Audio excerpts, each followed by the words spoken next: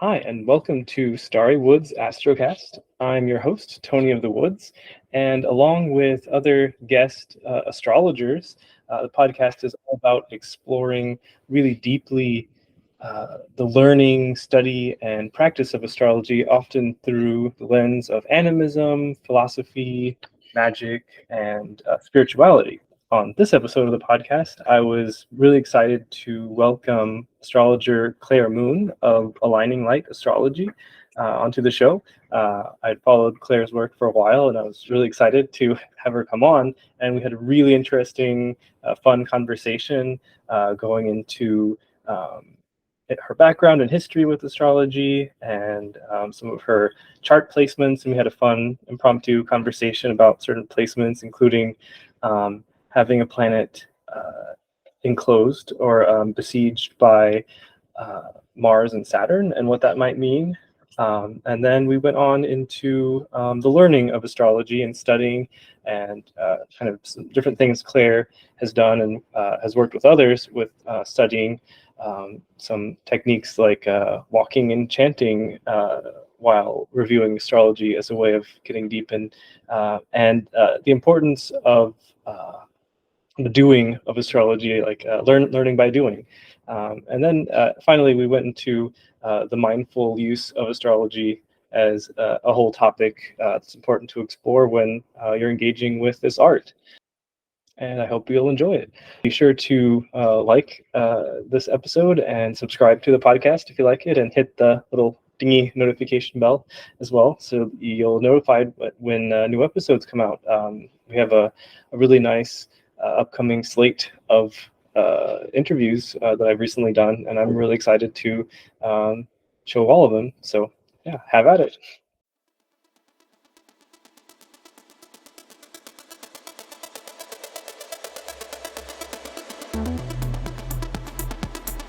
Yeah, Claire, thanks for coming on the Starry Woods AstroCast is what I'm calling it.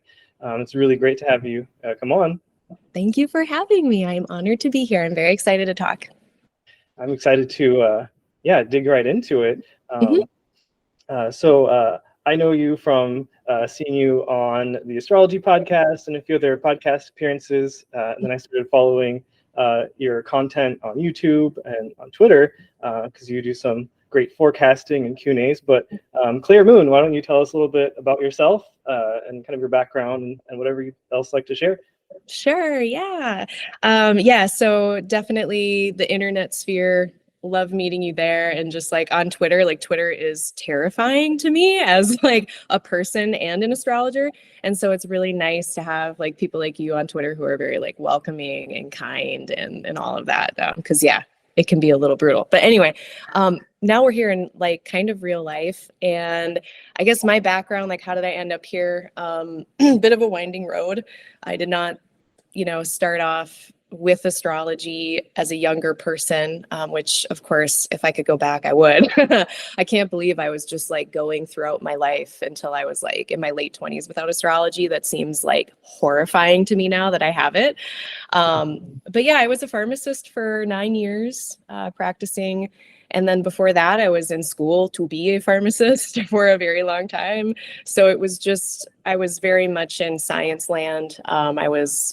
It's so funny now, like if I could tell past me, what I was doing 10 years later, because I was like this atheist, materialist, dogmatic, rigid person, like mega. And I was happy enough like that, but it did always feel like something was missing. I have a Pisces moon, so I think I like a little bit of like the mystery and the awe of things, which there's plenty of that in science, but like astrology has a whole nother thing. I digress. My hairstylist, that's how this happened. Cool. When was it? It was late 2016 that I got bit by the bug. Previous to that, I had been seeing the same hairstylist for like a decade. And she was super woo-woo. And every time I'd sit down in her chair, she'd be like telling me, she was more into like numerology at the time. So she was like telling me number stuff. And I would like look at it on my phone and kind of, sheepishly, because I was like a skeptical person at the time. And, but I felt safe with her doing that. And I'd be reading it and I'd be like, Can I swear on this podcast? Oh yeah, please do.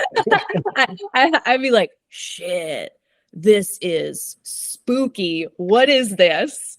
And that kept happening for like a year. And that was like most of my 2016. By the end of 2016, I found all the podcasts, and the rest is kind of history. Like I found the astrology podcast, and then I just like fell into that hole. But yeah, like it was a slow start. I certainly was very confused and had a lot of like cognitive dissonance. Now I'm curious. Am I allowed to ask the interviewer questions? Like, Oh yeah, have a conversation. have you had astrology for a long time? Did you ever go through that weird cognitive dissonance phase?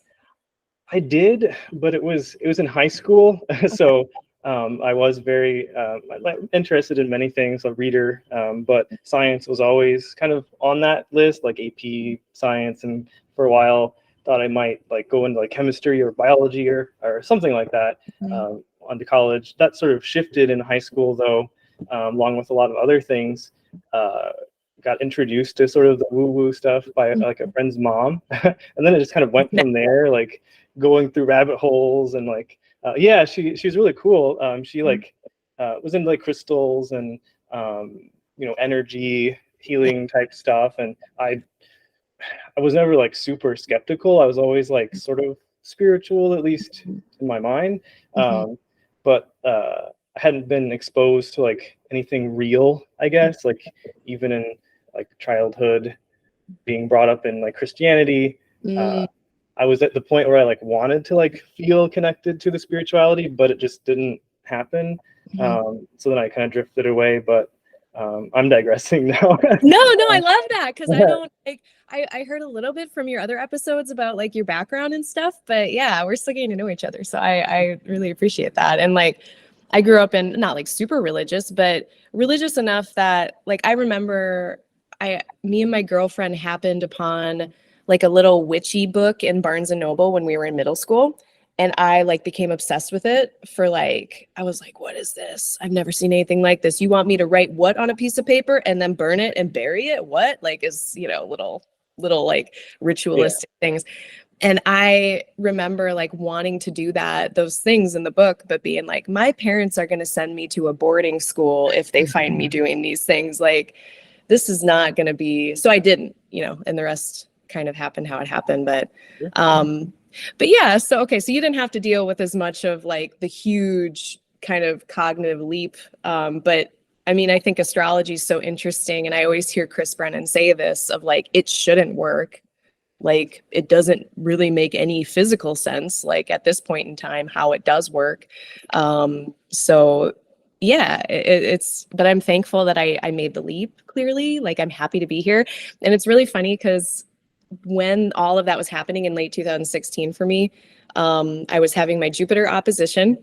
So like my understanding was in a completely opposite place than it was in my natal chart. Uranus was on my natal Jupiter. So Uranus being like, hey, bitch, do it differently. Like we're not doing this anymore as far as understanding things. And then it was during my Saturn return as well. So I think those were like the huge things. And Jupiter was transiting through my 9th house of astrology. So that was really right on.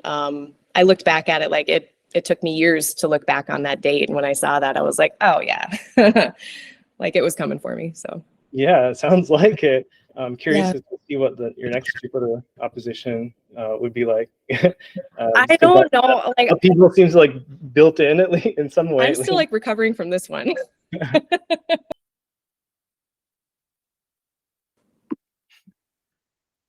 Ruh-roh. Oh. Did we lose you? Are we back? Yeah, I don't know what happened. Just sort of froze there. It's because I invoked Uranus. Yeah. So let's see. Did you keep going or did I freeze for you too? No, everything froze. Okay. So hopefully you can edit that, but yeah, I'll just like cut it out or sew it together. Okay, you can do that. You have the technology. Yeah, yeah, I can do that. Yeah, so yeah, the last thing I was just saying is like, yeah, I think I'm still recovering from the last Jupiter opposition. Like the last one was pretty big. I don't know what this next one's going to be, but yeah, so that's how I came into it. And then I just started studying like immediately, like late 2016. I was like, okay, this is it. We're gonna dive in head first. Cool. Yeah, just to fill in the rest of my story too, just so you're kind of Mm, the whole mm, thing. It was not a big thing, but yeah, I met the friend's mom. Main like thing was like she like put her palms like up to mine, and then I could like feel the magnetic electrical something going on. Although in the back of my mind, I was thinking, oh, is it just like heat or like whatever? But anyways, fast forward.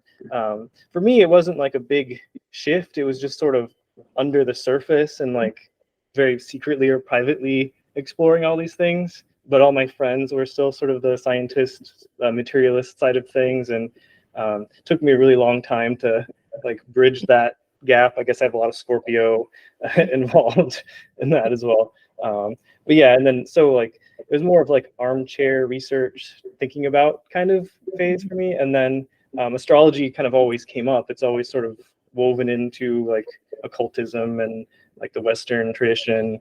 I remember like reading bits of Chris Brennan's book like back in 2017, and but never got bit by the bug until like late 2021. And since then, it's been like mainlining everything I can get and really just diving in. But yeah, so yeah, I just that's wanted cool. to. That's so cool. Yeah, like if you have heavy Scorpio or Scorpio placements, I mean, there's some skepticism there, and they like to root around for a long time, I think, before they commit to something, which is great. Yeah. So yeah, I guess we're talking placements. Are there any like placements that you wanted to point out that might be interesting for folks to hear about or chat about a little bit? Yeah, I mean, aren't they all? Yeah, I'm an Aquarius rising, Capricorn sun, Pisces moon. So I've got that Saturn territory on lockdown. And I mean, day chart, so sun above the horizon, but then I have a very dignified Mars at the top of the chart, doing an overcoming sign-based aspect to a lot of things. And so as much as definitely Saturn ruled person, there's some Jupiter influence because Saturn for me is in Sagittarius. It's in a Jupiter ruled sign. So it's very Saturn, Jupiter. But then I feel like Mars is just like pulling everybody along and just like, let's dive in. Let's just like do all these things that are hard. And I'm like, why? Why do we have to do it this way? So yeah, I feel like that's kind of the admixture is very Jupiter, very Saturn, very Mars. Interesting. Yeah. Do you find? I think I remember hearing that you also do like dance in addition to like astrology is one of your. Okay. Do you think that the Mars and Scorpio, right? Yeah. You think that's involved with that? Because it feels like a very physical. Like I have Mars and Scorpio too, and I kind of like the physical practices, like body things, like somatic meditation. I'm getting into right now, and Cool. yeah. Do you feel like there's a connection with that? I'm just wondering. Yeah, no, it's a super good question. I love like astrologizing dance and movement stuff too. It's really fun. Yeah, I think so. Short answer, yes. It's basically sending, that was the last aspect that my moon made. It's sending a trine down to my moon within 3 degrees. And I do feel like that connection of Mars, Scorpio, Pisces moon is where most of my dancing probably comes from. I mean, my forms of dance, I do pole, burlesque, chair, kind of erotic-y dance arts, basically. And that's the other Scorpio thing is it's in the 10th. It's like, yes, Yeah. be strategically provocative. Let us be. And I've taught dance over the years in studios and in my own private life, taught out of my home. So yeah, and then the moon Pisces part makes it more flowy, I guess. So like Mars and Scorpio has me doing like hard physical things that are kind of intense and kind of scary sometimes, depending on how high off of the ground that I am or how upside down I am. But the Pisces moon likes to definitely make cohesive pieces of art, cohesive pieces of dance, and bring things together. It's not just like displays of strength, if I can do anything about it. But yeah, all of that for sure. Oh, cool. Yeah. How it all kind of connects really clearly. Yeah, especially just like Mars in a day chart in my 10th, doing this provocative stuff, and like it has caused me some trouble. Like, let's be real. Like, pharmacist folks, they did not approve of that kind of stuff. So it was always me hiding too. That felt very scorpionic. Like I was always kind of trying to stay under the radar about it in my other lives. So yeah. Wow. Yeah. Cool. Great. And then I don't know if this would be interesting for anyone to hear, but my sister is Aquarius rising, and she's got a lot of stuff in Aquarius, Sun in Aquarius, and she has like a similar look, like blue eyes, like blonde hair. Yeah, and when I learned about the astrology of it, I was like, wow, that really lines up nicely with her. And so yeah, sometimes it just I guess it's really clear like that, but yeah, it's just a little. Well, and with that example too, like I love that anecdote because then Aquarius is a fixed sign, and like I've had this shit for this for the viewers at home who are the listeners at home who can't see this. Like I have a side shave, and I've had it for years and years and years. So it's like the fixed. It's like I look weird, and I'm really committed to it. Like, oh yeah, I like the style. Yeah. Really cool. Yeah. Awesome. So let's see. Anything else that you thought would be interesting to throw in about like placements? What about my placements? I mean, I love talking about their placements. I do. I love talking about my placements, and we rarely get to do it. So this is really fun. I mean, I love my Pisces moon, but it is in a malefic enclosure, which I don't love. It's turned out okay because all the planets involved are really well placed, well conditioned. So I don't really have too much to complain about because it could be far, far worse. But I credit that malefic enclosure for strife, but also for like keeping me on the rails. Like I kind of wonder how I would be if that moon wasn't hemmed in by like the planet of discipline and the planet of motivation, you know? Right. Like, so it, you know, it's one of those things where at first glance it looks kind of unfavorable, but yeah, the outcome has been, I think, okay. So that was kind of interesting. Yeah. That's interesting. I think I have two comments. One is I'm really into like the planetary pairs right now. Like I made a whole reading with that because I wanted something a little more robust if I'm reading for other astrologers rather than just the basic natal. Like I wasn't at the point where I felt like I could flesh that out really great. But anyways, when you're talking about the malefic enclosure, I'm wondering if that would kind of give the feeling of that planet being surrounded by the energy of that pair, like the Mars-Saturn pair, and like the archetypes associated with that. Like I think Austin Coppock called it the Undertaker. Do you feel? Well, yeah, he has those dramatic names for everything, but they're really nice images too. Yeah, totally. I love his work. Does that feel like it would make sense at all, or like do you kind of know what I'm getting at there? I do. Yeah. That absolutely is. I mean, I'm not an Undertaker. My best friend is an Undertaker, actually. Yeah, it's just very pressurized.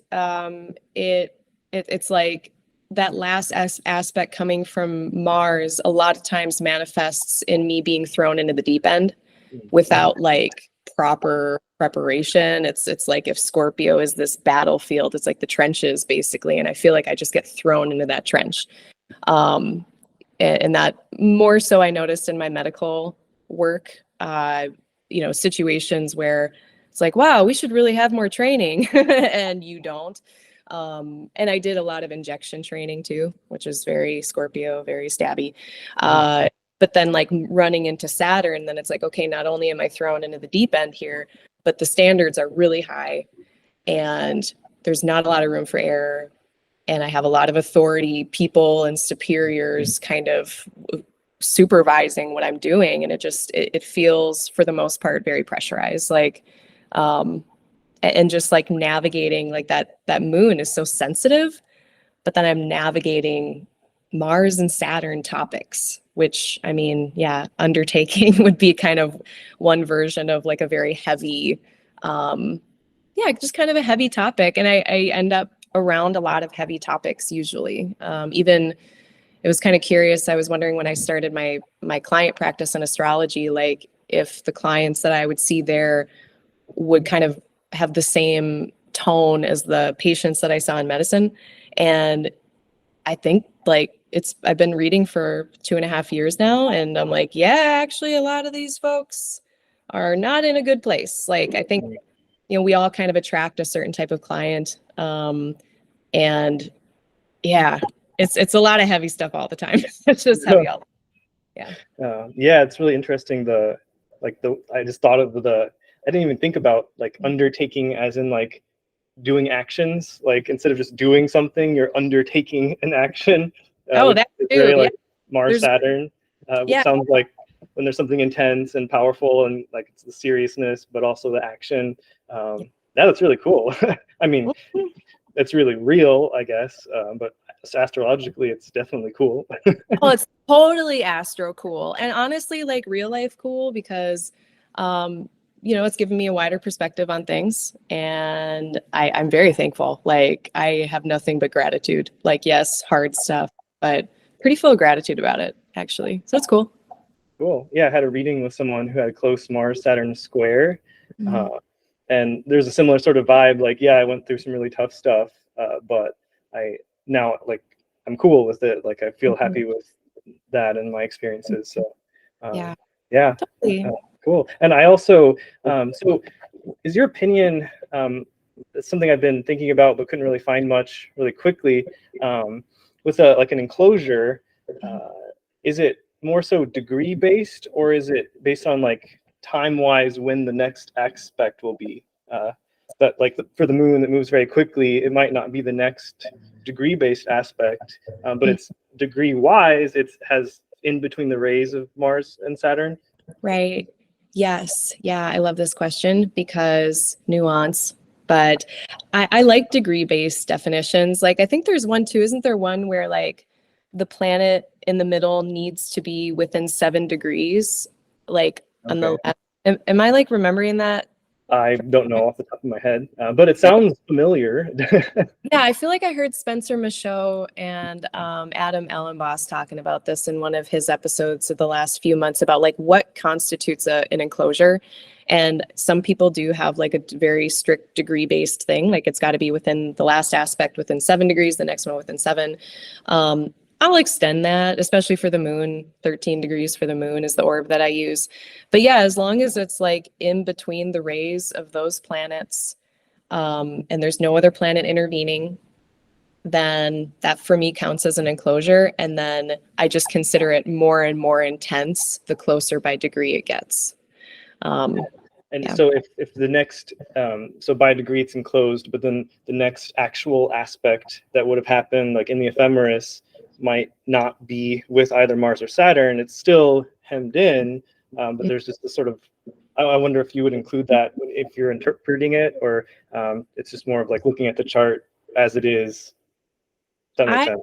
Yeah, no, I love this because like I think of it like what is that planet's last experience and what is that planet's next experience? Okay.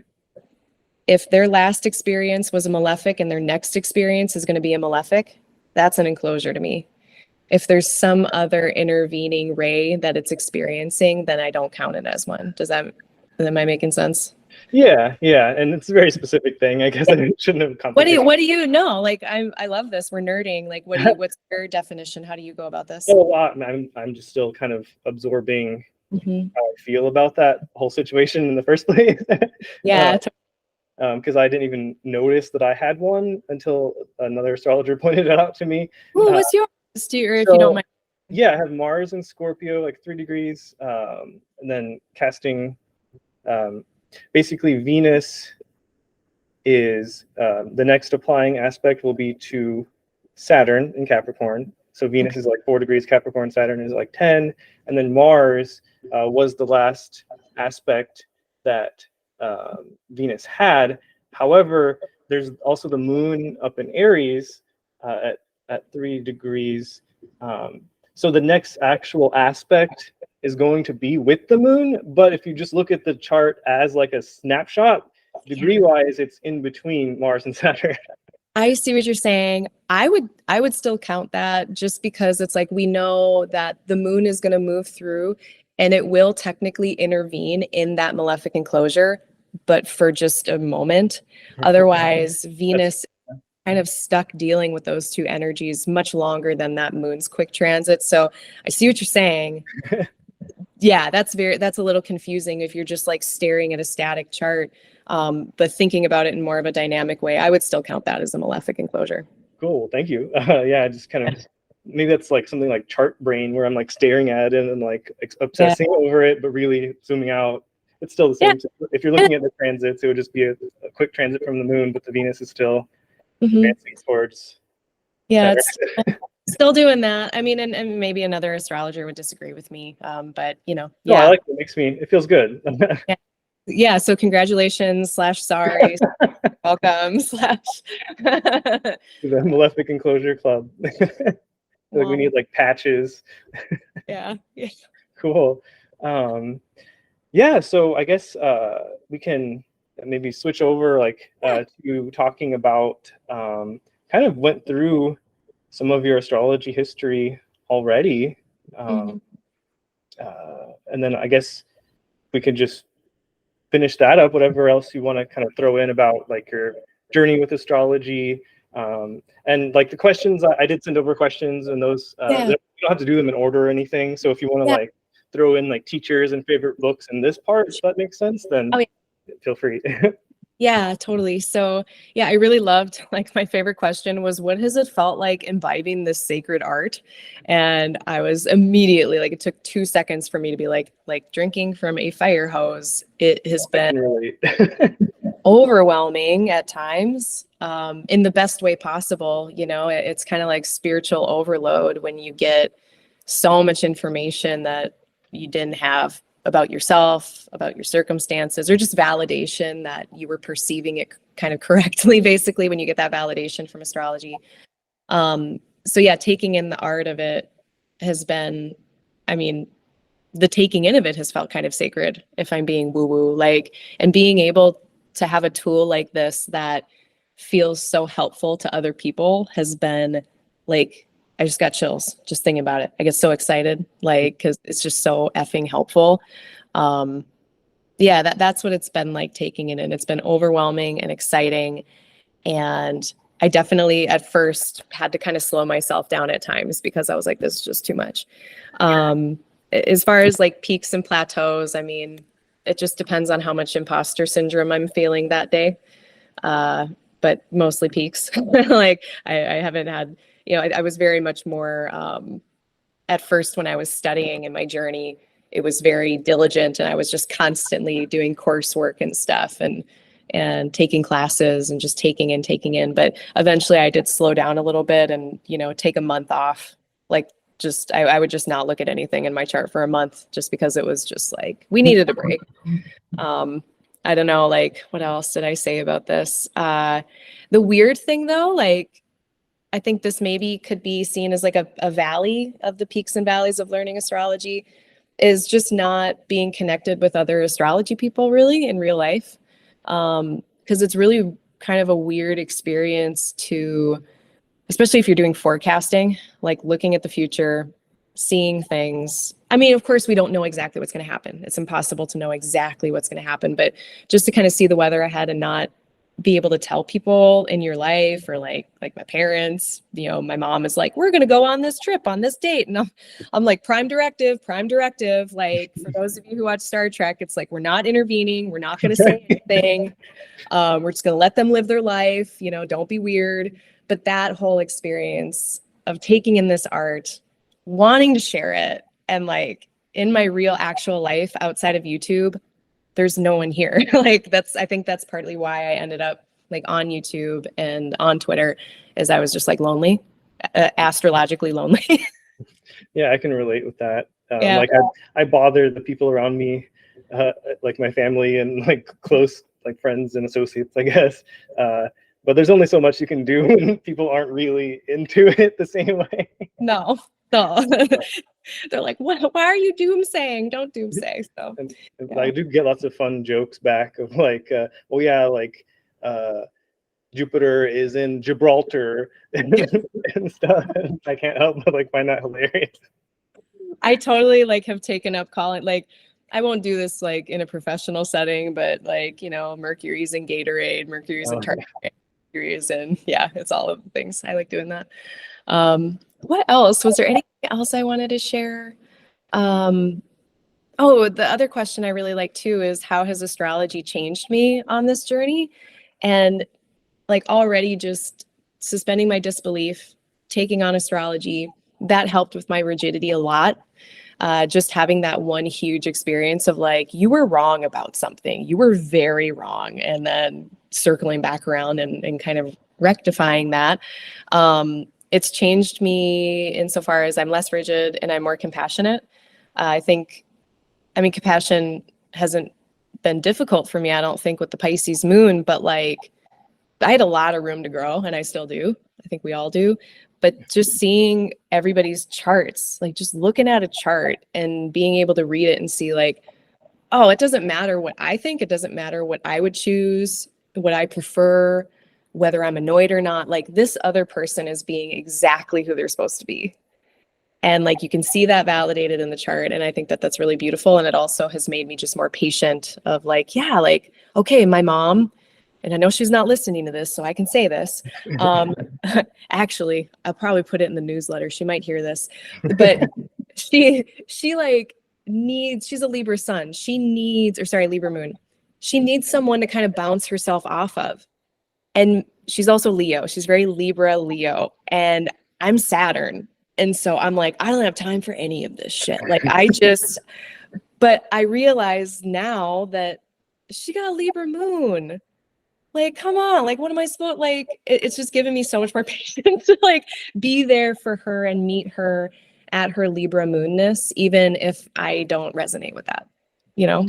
Yeah, I really love that, like seeing the placements and like understanding like the good, the bad, and ugly that you're seeing come with the placements with other people, like that you're reading for, charts you're studying. I can totally identify with that, and also it's a good reminder for me. It's a nice little exercise, maybe even if you're like frustrated with someone. Like I've got a strong Mars, I got Mars in Scorpio too, so and like Moon in Aries, so I have a lot of that Mars experience too. So maybe just thinking of like, okay, what placements are these and where are they coming from, kind of thing. Yeah, I really do that cool. all the time. I do that constantly. I'm just like, yeah, because before I would always, before astrology, I would just make the inference and be like, maybe they're having a hard day. Maybe I'm having a hard day, you know, trying to give that benefit of the doubt. Yeah. But astrology is like, oh, here is your benefit of doubt written explicitly. And it just helps with like radical acceptance. Like, yeah.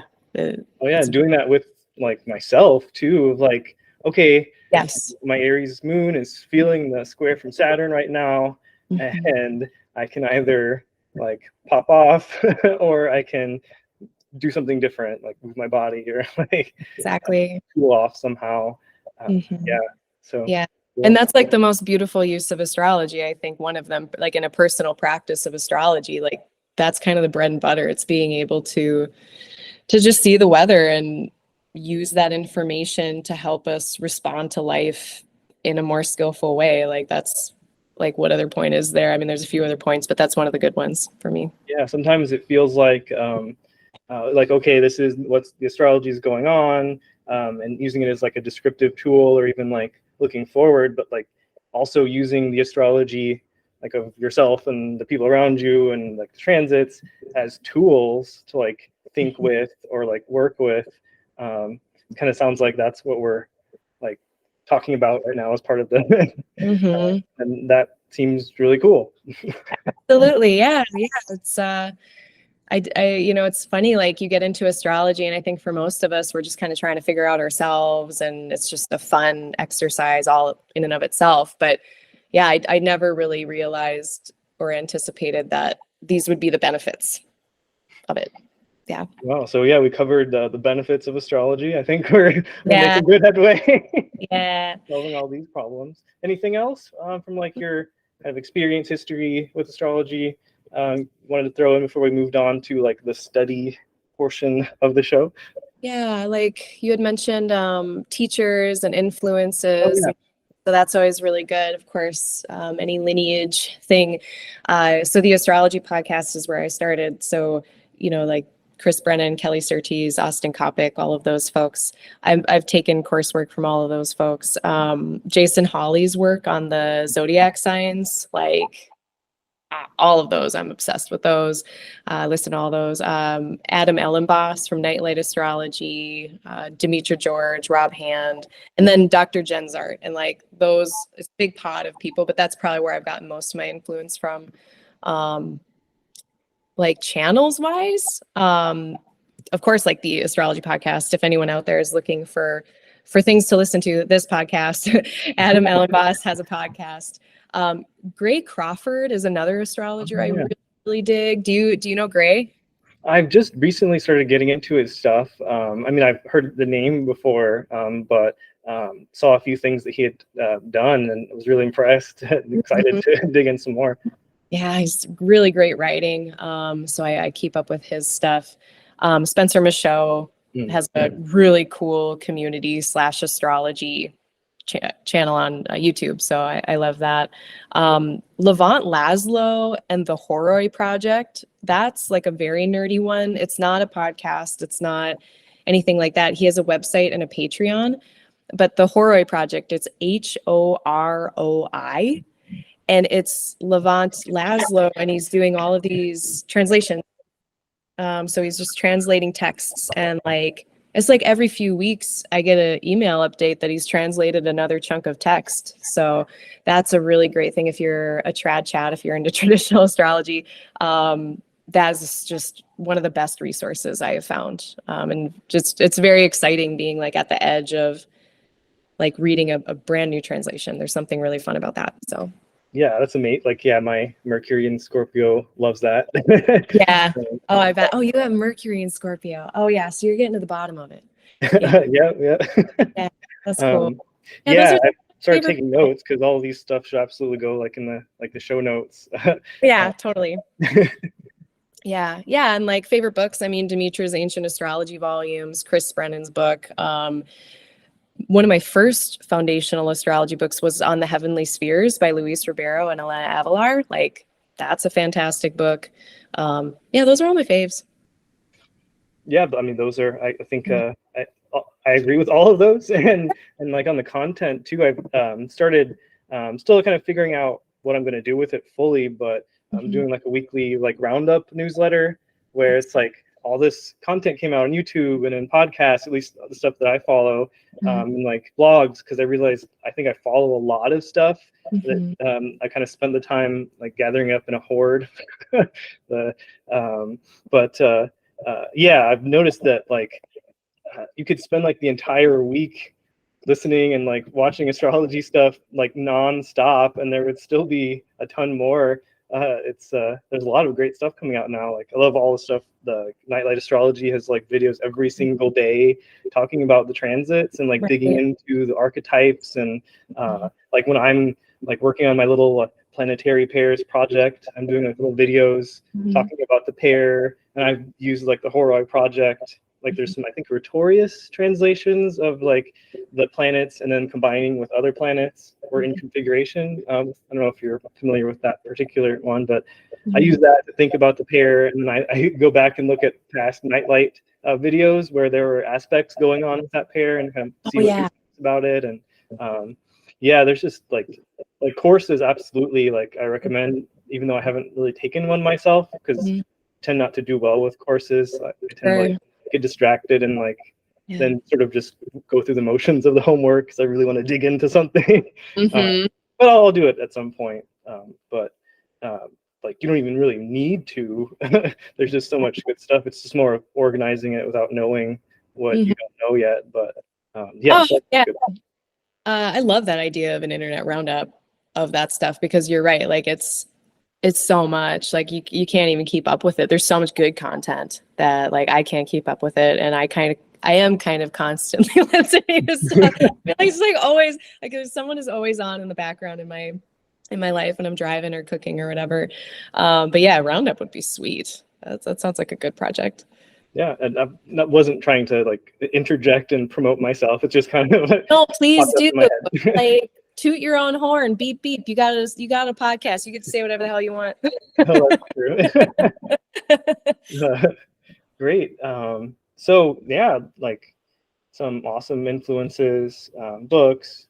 So I think that's a good transition then to talking about like learning and studying, and how you go about doing those things, and kind of we can even get into like tips or ideas you might have for people who might need some fresh ideas, because sometimes it just feels like there's only a few things that you can do, but it's kind of locking yourself in when you can do tons of stuff to be connected with astrology. And I'll stop talking now so you can start sharing. Okay, no, that's great. That's great. Yeah, like, God, where do I start? Because it's just so big. Like, it's such a big system of knowledge. And I do individual tutoring with astrology students. And one of the things I run into most in the journey of learning this is overwhelm, people being hard on themselves, like being really, I think a lot of us astrology people, we get really serious about it. And I think we could all just loosen the grip a little bit. It's so big that we can take our time. There's only 24 hours in a day. And even if you're just listening to a YouTube video about astrology, and you maybe listen to that for 30 minutes or something one day, you still learned astrology. You're still in that learning mode. So I think appreciating those more casual learning opportunities, that's a really important thing to me. Knowing that it's a huge system of knowledge and it's probably going to take years to really get to the point of synthesis, depending on who you are. Just kind of having that wider scope of it, just so we can all calm down. Because I see a lot of my students getting really hard on themselves. They're like, I've been looking at astrology for a year. Why can't I synthesize a delineation in a chart? I'm looking at 3 or 4 different variables and I can't squish them together in my brain yet.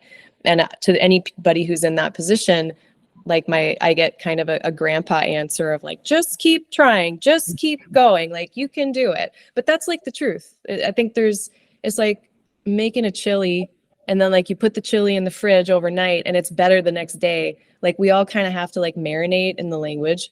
It is a language, in my opinion. And just like a baby who's learning stuff, you just get immersed in the culture and then eventually you pick it up. So there's that more casual viewpoint. I feel if I jump in a little bit. I was just about to say, I got lost in a digression there. We were talking about learning astrology, right?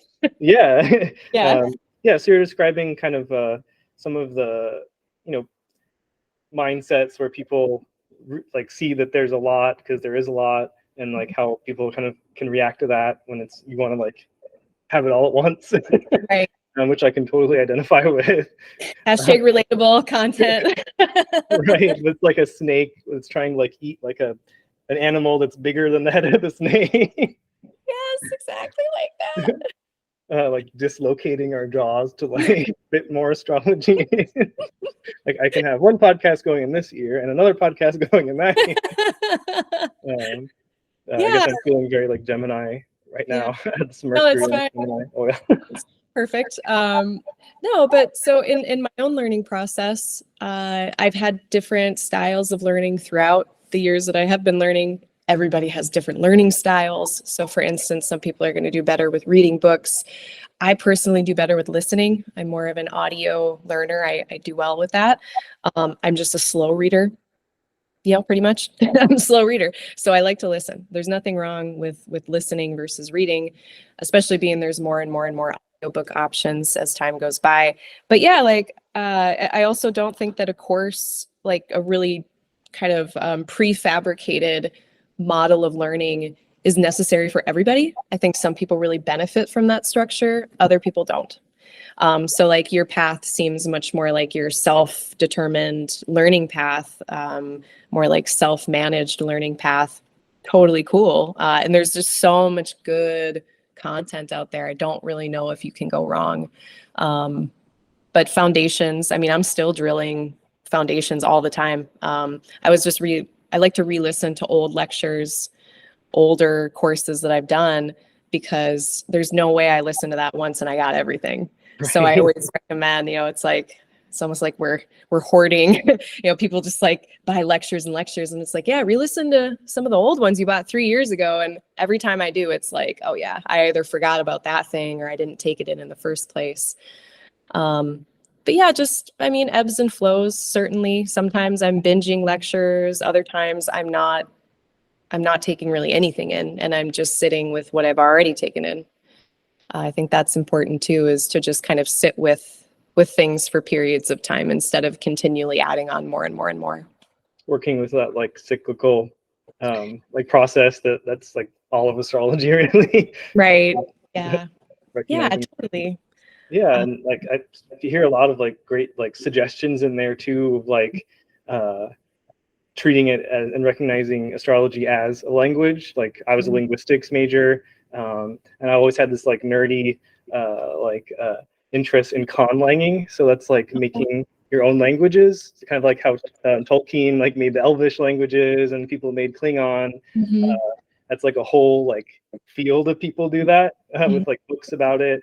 So that's one of my but just so much to say is like I can definitely see all of the relation of astrology and language, because you like describe listening to videos even like in the background or like podcasts playing, and that's what people do when they learn a language. Like you don't even have to listen. Like I was learning Urdu many years ago, and I would put like YouTube videos on of just like a show or people talking to kind of get the rhythm of the language and like the pronunciation, get used to hearing, even if I don't understand much of anything, because people talk fast and use different vocabulary and whatnot.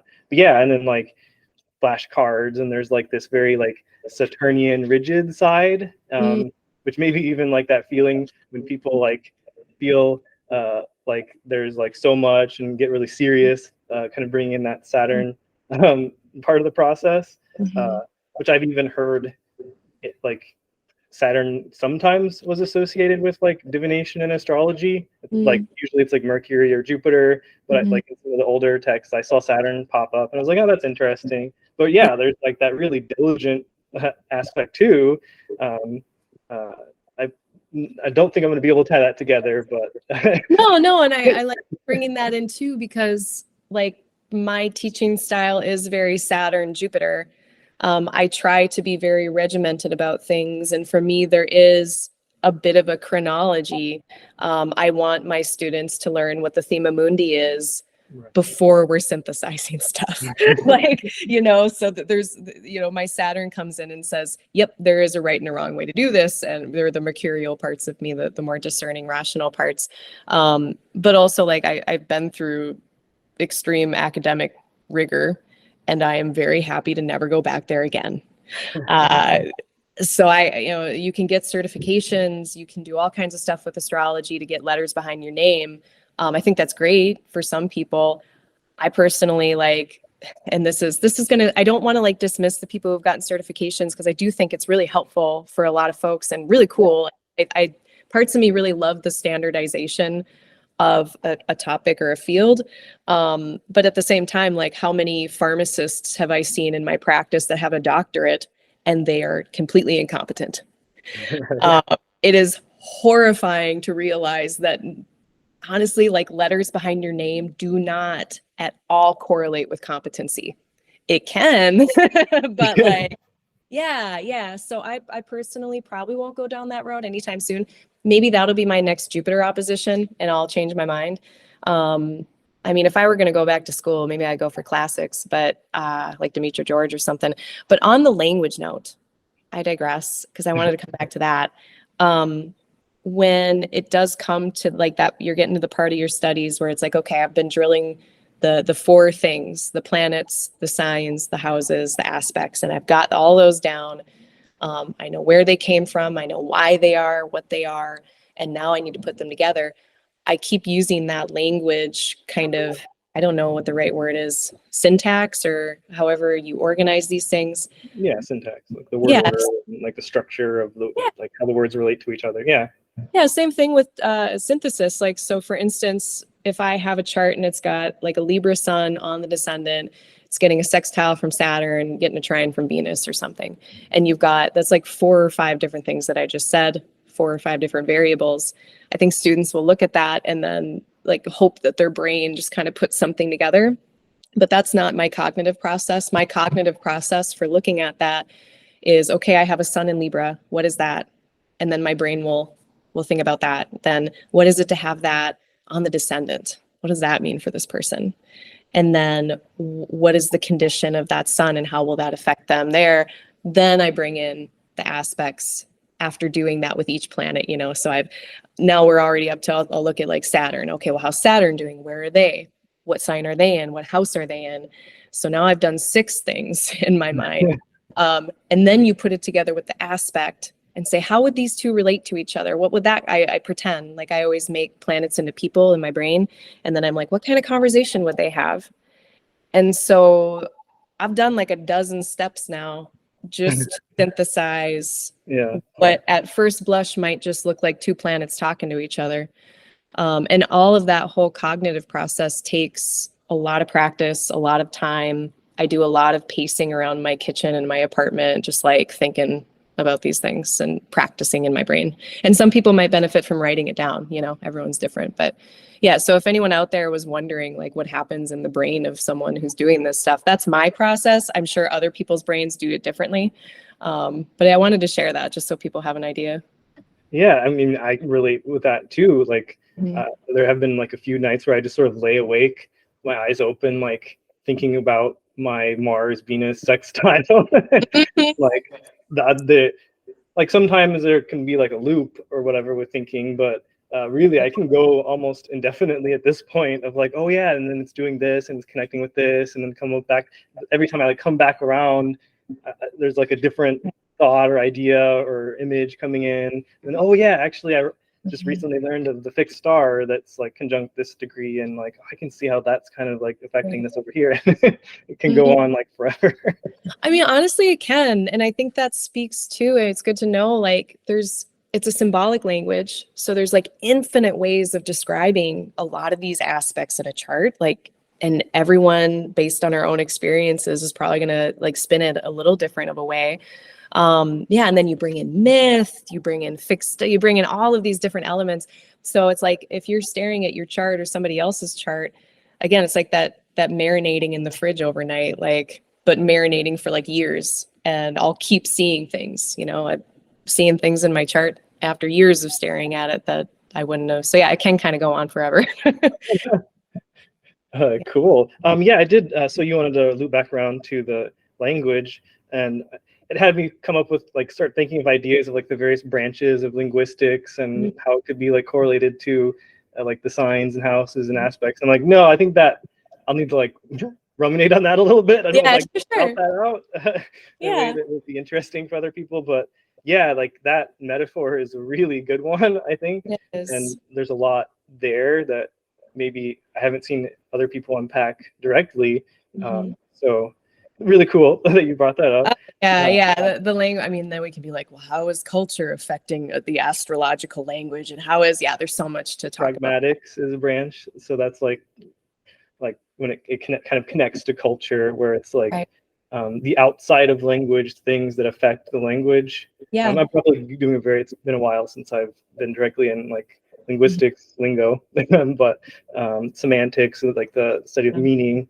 But yeah, anyway, I feel like we would get bogged down trying to pick that apart now. But it's fun things to think about for sure. Yeah. And yeah, I just wanted to comment on certification and courses too, because I kind of see usually it's like, oh, is it good or is it bad and unnecessary? And you kind of said that it's an option that can help some people, kind of depending on and I also see another dimension too of like, even if you are someone who like would benefit or would enjoy and wants to take courses, like you're still responsible for your learning. Like the course for a certain period of time is like your guide, and then like you'll have that material to like refer back to and study, but like you're still forming your own study practices. You're still could benefit from like pacing around, thinking about your chart, and even if it's not like listed as a homework kind of thing. So like the course is subsidiary to the learning. It's like a tool people can use as part of their individual learning journey, is kind of how I'm seeing it. And hearing you talk about it helped me kind of clarify that a little bit, because not being a course taker so far myself, I don't want to like denigrate it, because like clearly most likely I'm missing some things and can fill in gaps if I took like a course from a really good teacher like Demetra George or Austin Kopic, like any of the people you mentioned. Like I do want to at some point, regardless of like how quote unquote far I get or deep I get, because yeah, returning to basics it seems like always beneficial. Just like you were saying, like you'll never go wrong digging into planet signs, houses, aspects. Like I think Kelly Surtees recently released a video about aspects and like the difference between applying and separating. And like I could have been like, oh well, I know that, but like I listened to it and I was like, wow, there's a lot of really great like details she's bringing in, and like seeing it even as like a timing technique of itself, of like applying aspects, being events or situations that kind of recur, like topics that always happen repeatedly in someone's life, versus like separating, could still talk about events early on in life or even before birth that then are like dealt with, or like you're still having as part of your life, but it's not like this recurring like focus. It's more of like a part of you. And that really helped me, and like I'm so glad that I decided to listen to it, because I've been able to apply that so much, just like looking at charts. And so yeah, courses. Before I go on certification, did you have any thoughts on that? No, I mean, as you're saying that, like it's just listening. I mean, first of all, beginner's mind. So beautiful demonstration of having a beginner's mind forever, you know. And even as you're like talking about Kelly Surtees talking about aspects, it's like, yep, I know about aspects. But just even as you're saying that, I had like an epiphany, and I feel rude, but a friend's chart came into my mind and I was thinking about their chart for just a second. I was like, ah, shit, you know. So there's always like you can hear something that's like, oh yeah, I know that. But like every time we listen to something, we're going to pick up something new. So yeah, but about certification, what were you going to say? Yeah. So yeah, it seems like a topic that's coming up a lot lately in the community, and kind of whether to sort of like be more focused on getting certification and like coming to like consensus on like ethics. And I don't know, I have a lot of Mars, so I'm really skeptical of that kind of stuff. And like I have a very independent streak, and I wouldn't want to see like too much rigidity put into place. But at the same time, like of course there are people like any field who maybe should be more clear where they're at, or I don't want to like bad talk anybody. I don't even have anything specific in mind, but I know there are people out there who call themselves astrologers but aren't really using what we're using, or yeah, if that makes any sense. And that might be like a sliding scale depending on how like someone's like super traditional, they might think that about like most of modern astrology. But like I think it applies like even if you're more have a broader viewpoint of like all traditions of astrology have legitimacy, but even then you still have like the charlatans, and you know, yeah, that was a lot of words. No, I'm picking up what you're putting down, like you know, and then I'm just comparing it to other industries, other professions where yeah, they have, you know, a very standardized institution overseeing the profession, and it might cut down on some charlatan activity, but it never truly gets rid of it. That is always going to be there. It's in medicine. It's in everywhere. I don't believe that standardization really gets rid of that for good. And like I was just mentioning, even having a certification does not guarantee competency. It really is up to the person, like you were saying, in their own agency, like subsidiary to the thing. But yeah, I don't know. It's like, again, going back to what we were saying about radical acceptance and looking at people's charts, like clearly everyone's got a different learning style. Their Mercuries and Jupiters and third houses and ninth houses are all different. We've all got different paths, and there's just so many paths to the top of the mountain. Like, yeah, I'm not going to try to herd cats. Yeah. And so I did think of something though that is kind of how it's happening now. It'd be interesting to see it be more like leaned into, I guess. And it kind of came from thinking about like I think it happens in other traditions too, but like in Shia Islam, there is no like overarching body that like says you're a priest, or you know, we're going to declare you learned.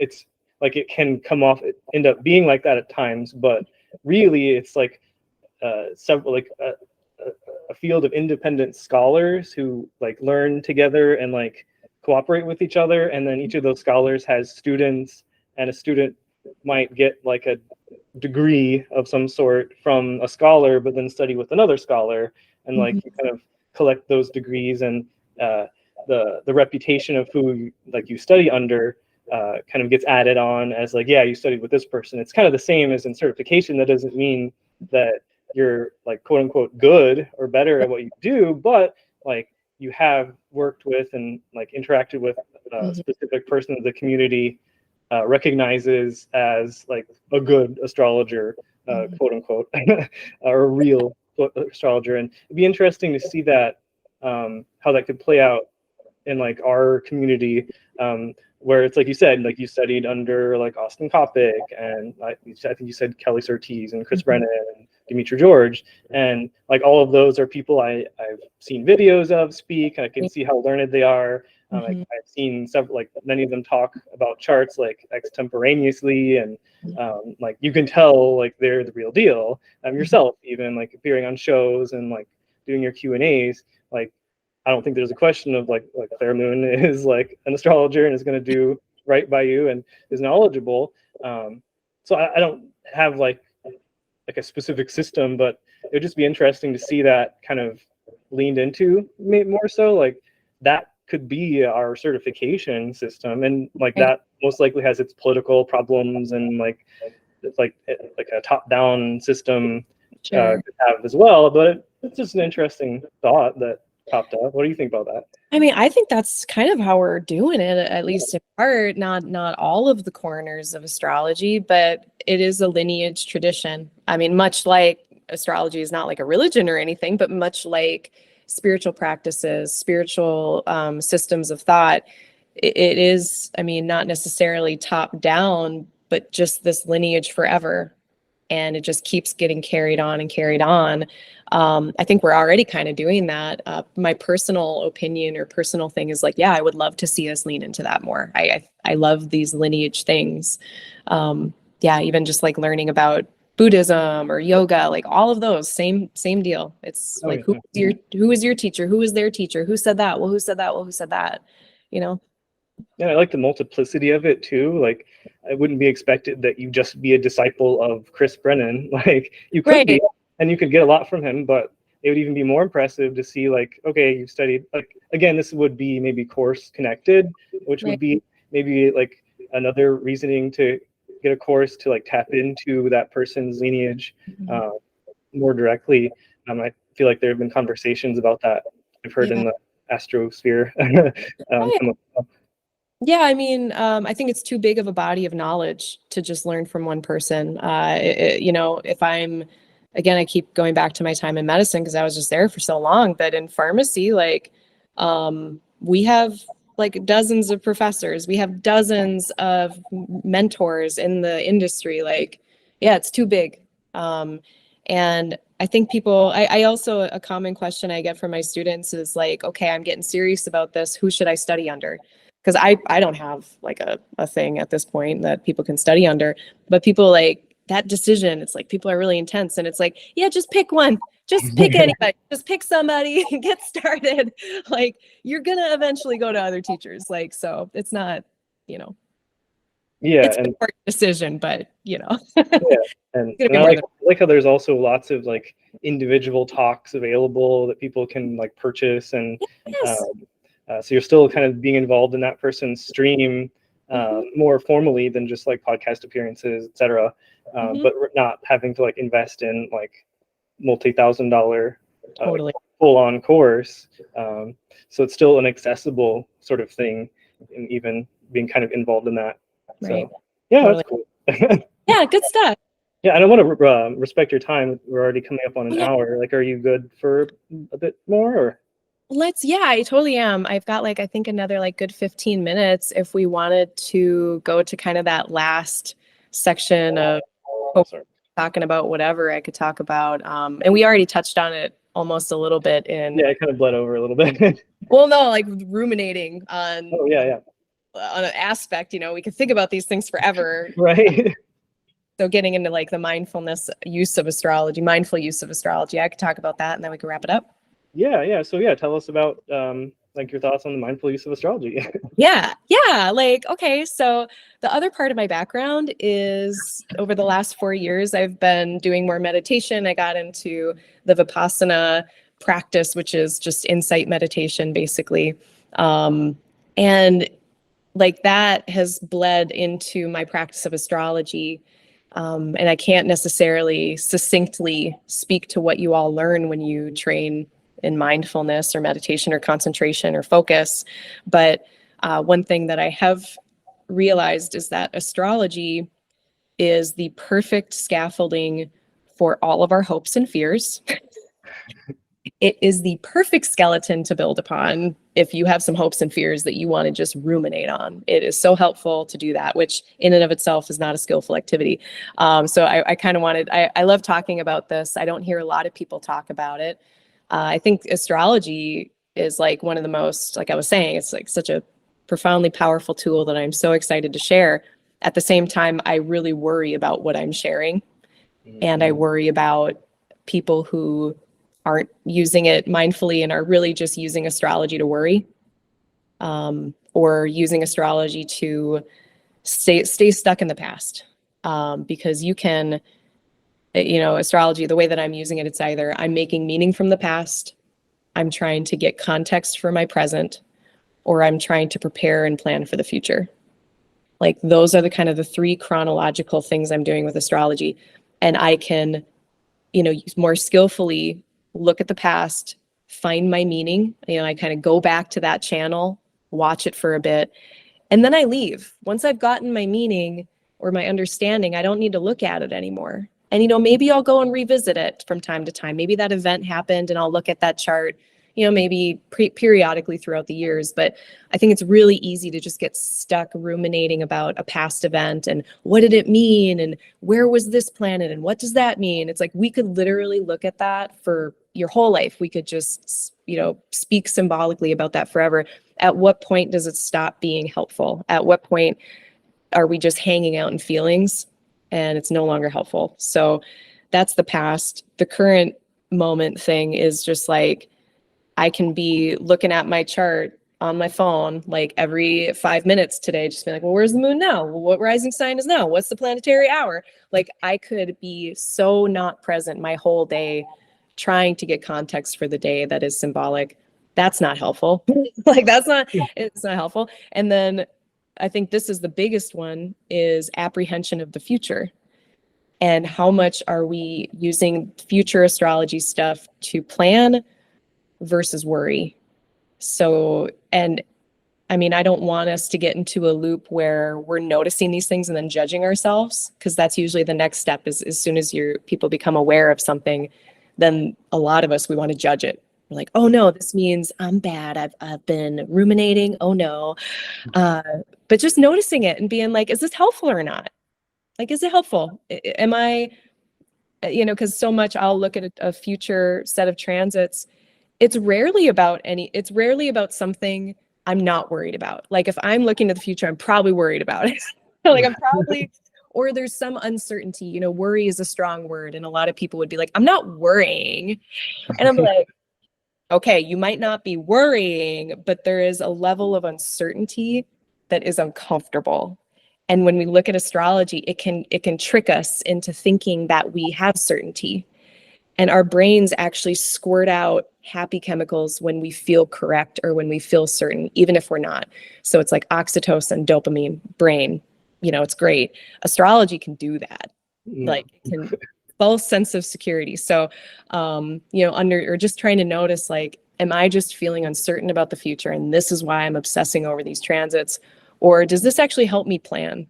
So that's kind of my sermonette, preachy preacherson about the use of astrology.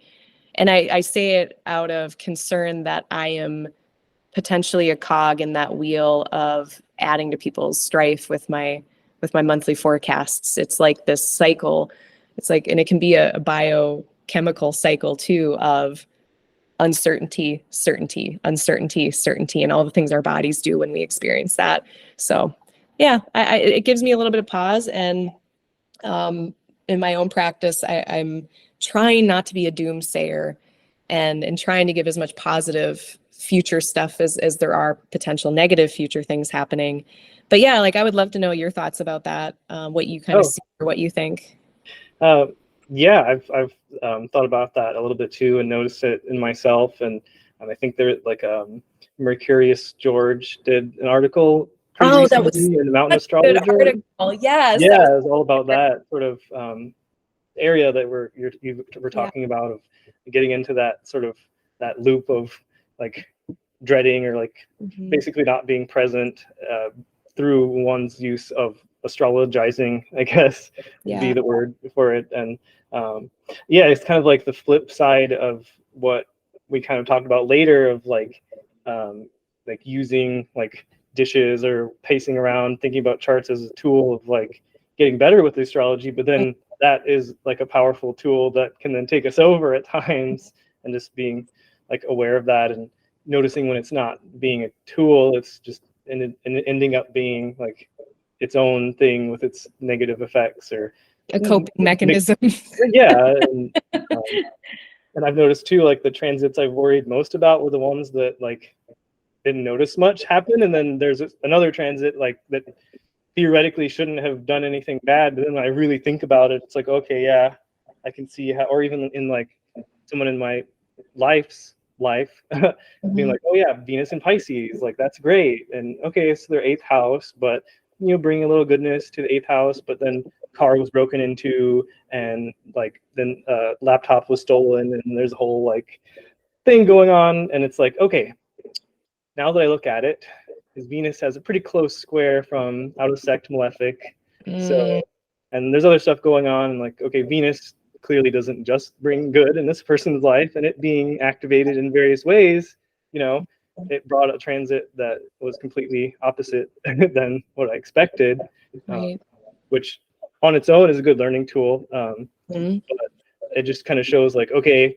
if you're wanting to do forecasts, like which people are going to do, like I would, like you're doing a great service by your forecast shows, and like if someone's into astrology, they're going to do it, so they might as well do it with the best astrology that they can and learn while they're doing it. Kind of go through that period of working with that effect of like getting into the astrology, I guess. And again, I feel like there's a little loop that I wanted to close, but it left. That's okay. I'll pick up the loop. Like, the example with Venus and Pisces and the 8th in the car, it's like, even as what I would say, I'm a intermediate astrologer at least. And it's like, I miss stuff all the time. I miss mitigating factors. I miss, in your example, the factors that actually make it worse than what I thought initially. Like, it's just, I think there's this idea of having some level of humility always in the back of our mind. Like there's no way to know exactly what's going to happen. There's no way to know exactly what that meaning was supposed to be of that past thing. Like it's impossible for us to see or read, at least in my opinion, everything in a chart. There's just so much going on in the sky. And it's this complex admixture. So yeah, just having some humility that there's always going to be a little that we don't know. And then maybe even using that to surrender into, I don't know, and I'm going to just, I have to live my life. Like what am I going to do? Just opt out? Like I can't. Yeah, I love that. Like kind of recognizing it as a point of like surrender, and maybe that's that part, the Stoic side of astrology, and that's very like a healing, like thought process to work through. So I love that, and then it also made me think of like we schedule readings for people. Like I just recently started doing readings like as a student astrologer, like buyer beware kind of thing. But I'm doing my best, and I think people have, and I kind of borrowed that from Jessica Lanyadu, who said that she was in like a self-imposed like apprenticeship period, because she's like all Capricorn. Totally, yeah. A lot of Capricorn too, but I other it. If you look at it like psychological astrology, it's very 7th house. But yeah, anyways, we do that with other people, like scheduling a time where you intensely go through the astrology and you're like reading, and then like they would then reflect on it, but they're not like in a reading all the time. So it might be a good like for ourselves or like the learner practicer of astrology is if they're even in a period where it makes sense to be immersed in the transits. Like I don't think everyone should always be all up in it all the time necessarily. But like if that's the period for you, like it might make sense to have like give yourself a reading like once a week, or like have like if it has to be daily, like okay, a daily reflection of like, okay, this is what the day looks like, and then set it aside and then review it later, versus being like, oh wait, but Saturn's over here and the moon's doing this, and then going back to a past thing and then projecting to a future thing. Kind of like learning to like you said, like surrender in between maybe like more intense like self astrologizing, or like treating yourself like a client even. Yeah, it's like living your life. Yeah. Just like living your life. And I guess, that's maybe coming full circle to the beginning of the discussion of like, I can't believe that I went through, I mean, well, how old was I in 2016? I was in my late 20s. I mean, I didn't have astrology for most of my life, and I managed. Like, I didn't spontaneously combust. Things happen, but whatever. Like, so yeah, like I can get by without it. So I'm actually kind of thankful I didn't have it for so long, because now if I do need to kind of, step back from the transits, it's like, yeah, I know I'm going to be fine. But yeah, if you're someone, I can't imagine, like there's some people out there whose like parents are astrologers and like they've had astrology their whole life. Like that's a different, I don't know what that's like. That's a different ball game. And maybe they have some other type of like really Zen wisdom about the mindful use of astrology. That'd be an interesting like conversation. I need to find someone who had that experience and dig in and see what that was like. But yeah, cool. I'm glad how that tied together. Is anything else that you wanted to say about anything before we wrap up? I don't think so. I think that's good. I think we covered a lot of ground. It's been really fun. And yeah, I'm definitely like show notes, put the Horror Eye Project in there. I want people. Yeah, we'll do. I'll have to listen to it myself and then like take notes the whole time. Yeah. Like that's such a good resource I want to get out to people. But yeah, that's all I have. That's great. Cool. Yeah, thanks for coming on. And is there anything you want to share with people about what you're up to and like where to find you? Yeah, thank you. So I have a website. It is www.aligninglightastrology.com. That is where you can find all of my things, my writings, events coming up, bookings, and then what else am I doing? My books are open. They're always open. I think I'm only booked out a couple weeks now. So if anyone needs anything urgently, I'm there. I do have a sliding scale. So I don't want money to get in the way of astrology for people, especially if you are someone who is marginalized. You can look, that's on my FAQ on my website. Check that out if you want to do sliding scale consult with me. I'm doing some research right now. So I've got a research set of consultations. I'm not going to, I'll skip the explanation for now, but if you want to be my guinea pig, like please check out my research consultations. And otherwise I'm on Twitter as Aligning Lights. I'm on Instagram as Aligning Light Astrology. I gave up on Facebook. That's where I am.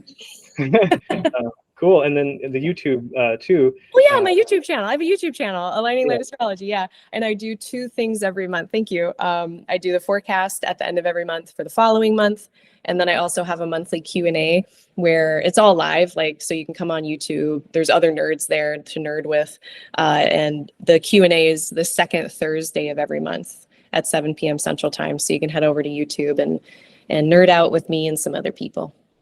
Cool. And I'll see if there's a way I'm just getting started with this YouTube thing and see if there's a way I can like share it online. Like I only have like a few followers right now, but we'll get there eventually. But yeah, like co-promoting all your stuff, and yeah, like subscribe to Claire's channel and hit the bell button thingy so you see all the notifications. Yes, subscribe to the Starry Woods AstroCast. Mash the like button. Like thank you. Buttons. Thank you so much. Awesome. Yeah, thank you for talking with me. It's been great. Thank you. I hope you have a nice day. You too. Bye-bye.